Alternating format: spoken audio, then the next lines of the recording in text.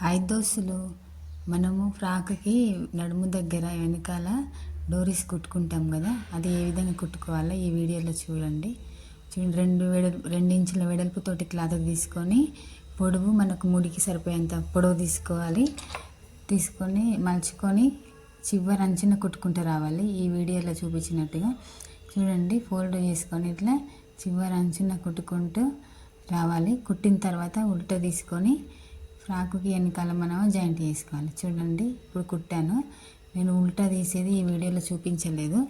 ఉల్టా తీసి మనం ఫ్రాకుకి బ్యాక్ సైడ్ నడుము దగ్గర కుట్టుకోవాలి. చూడండి, నడుము సైడ్లు జాయింట్ చేయకముందే నేను ఫస్టే కుట్టేసుకొని పెట్టుకుంటున్నాను. మనము ఫ్రాక్ జాయింట్ చేసినప్పుడు ఈజీగా పైనుంచి కింది వరకు కుట్టుకొని పోవచ్చు.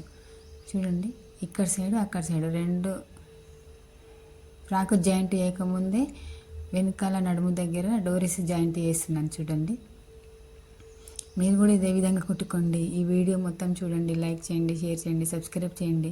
చూడండి ఎంత బాగా వచ్చినాయో.